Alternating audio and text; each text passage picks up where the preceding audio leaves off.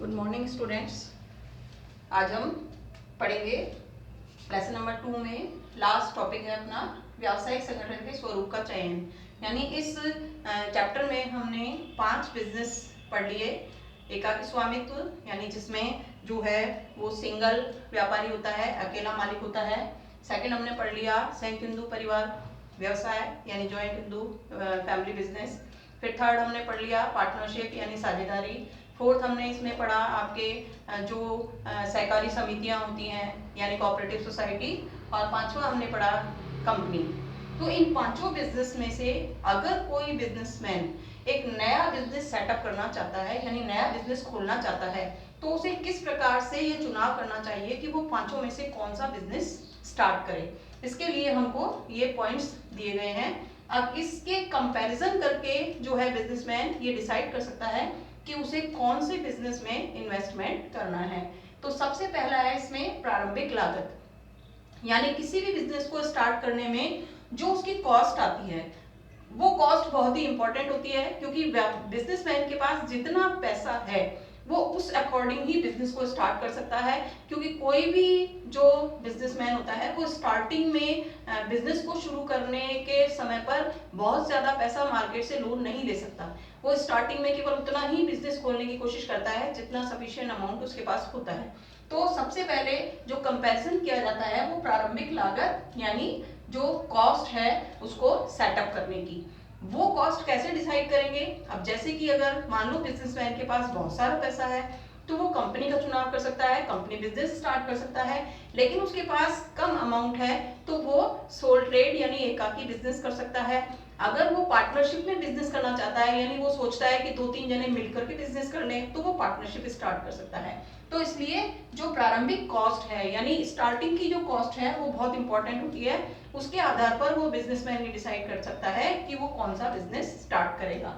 इसके बाद होता है दायित्व यानी लायबिलिटी। ये हमने पहले भी कहा है कि अगर लायबिलिटी लिमिटेड चाहते हैं यानी हमको जो दायित्व है वो सीमित दायित्व चाहिए, तो सीमित दायित्व केवल सहकारी समिति और कंपनी में ही पाया जाता है। तो अगर जो बिजनेसमैन है वो ये चाहता है कि उसका दायित्व सीमित रहे तो उसको कंपनी बिजनेस या सहकारी समिति का बिजनेस स्टार्ट करना चाहिए। अगर वो चाहता है कि वो असीमित दायित्व यानी वो अपनी पर्सनल प्रॉपर्टी को भी बिजनेस में जो है रिस्क पर लगा सकता है तो फिर उसको जो है वो आपके पार्टनरशिप या एकाकी व्यापार जो है स्टार्ट कर सकता है। इसके बाद है निरंतरता। अब निरंतरता को हमने आगे भी देखा है कि जैसे एकाकी व्यापार है उसमें निरंतरता नहीं पाई जाती। अगर एकाकी व्यापार में जो मालिक है उसके साथ कोई भी मिसहैपनिंग हो जाती है, कोई भी दुर्घटना हो जाती है तो उसको बिजनेस बंद करना पड़ सकता है।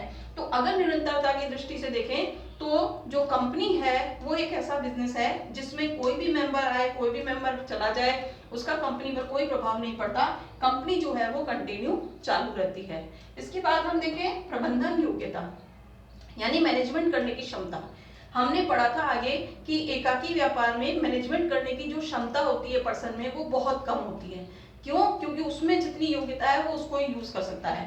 तो अगर वो मैनेजमेंट सिंपल मैनेजमेंट के आधार पर बिजनेस चुनना चाहता है तो वो एकाकी व्यापार या फिर साझेदारी पार्टनरशिप को चुन सकता है। लेकिन अगर वो चाहता है कि कंपनी बिजनेस स्टार्ट करे तो कंपनी बिजनेस स्टार्ट करने में कंपनी में अलग से मैनेजमेंट करने वाले लोगों को अपॉइंट किया जा सकता है। इसलिए उसमें प्रबंधन योग्यता जो है वो उसका कोई ज्यादा महत्व नहीं होता, क्योंकि प्रबंध करने वाले लोगों को नियुक्त किया जा सकता है। तो ये प्रबंध योग्यता के हिसाब से डिसाइड कर सकता है कि उसको एकाकी व्यापार करना है, साझेदारी करना है या फिर कंपनी खोलनी है।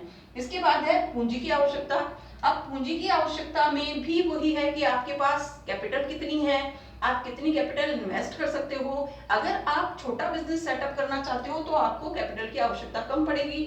अगर आप बड़ा बिजनेस सेटअप करना चाहते हो तो आपको कैपिटल की आवश्यकता ज्यादा पड़ेगी। फिर कंपनी बिजनेस ही एक ऐसा बिजनेस है जिसमें कि कंपनी जो है मार्केट से भी बड़ी आसानी से ज्यादा मात्रा में ऋण लोन जो है वो उठा सकती है। तो ये पूंजी की आवश्यकता भी डिसाइड करती है कि बिजनेसमैन कौन सा बिजनेस स्टार्ट करेगा। इसके बाद है कंट्रोल यानी नियंत्रण। अगर एक बिजनेसमैन छोटे बिजनेस को ही कंट्रोल कर सकता है तो उसे बड़े बिजनेस को खोलने का डिसीजन नहीं लेना चाहिए, उसको छोटा बिजनेस ही स्टार्ट करना चाहिए। लेकिन अगर वो एक बड़े बिजनेस को संभाल सकता है, कंट्रोल कर सकता है, तो उसको डिसीजन लेना चाहिए कि वो तो या तो पार्टनरशिप या कंपनी के रूप में बड़ा बिजनेस स्टार्ट करे। लास्ट है आपके व्यवसाय की प्रकृति। अब बिजनेस कौन से नेचर का है। जैसे अगर प्रोडक्शन बिजनेस है तो प्रोडक्शन बिजनेस के लिए जो है वो बहुत ज़्यादा कैपिटल की जरूरत होती है, बहुत ज़्यादा मेंबर्स की जरूरत होती है, बहुत ज़्यादा मशीनरी वगैरह और सेटअप की जरूरत होती है। तो अगर बिजनेस ऐसा है जिसमें सेटअप के लिए बहुत सारा अमाउंट चाहिए, बहुत सारा कैपिटल चाहिए, बहुत सारी आप में मैनेजमेंट क्षमता होनी चाहिए, तो आप में अगर वो क्वालिटी है तो आप बड़ा बिजनेस खोल सकते हैं। और अगर व्यवसाय की प्रकृति ऐसी है जैसे कि मैं केवल होलसेल बिजनेस करना चाहती हूँ तो मुझे केवल कैपिटल की आवश्यकता पड़ेगी और छोटे से सेटअप की जरूरत पड़ेगी, तो आपकी जो बिजनेस है वो किस टाइप का आप खोलना चाहते हो वो भी डिसाइड करता है कि आप किस प्रकार का बिजनेस चूज कर सकते हो। तो ये जो 7 के 7 पॉइंट्स थे ये इस बात को इंडिकेट कर रहे थे, इस बात को आपको समझा रहे थे कि अगर कोई व्यक्ति नया बिजनेस स्टार्ट करना चाहता है तो उसको इन 7 पॉइंट्स पर डिस्कस करके ये देखना चाहिए कि वो इनके आधार पर कौन सा बिजनेस स्टार्ट कर सकता है। ये हमारा लेसन नंबर यहाँ पर 2 खत्म हो गया है। आगे हम कंपनी बिजनेस पढ़ेंगे, लेसन नंबर 7।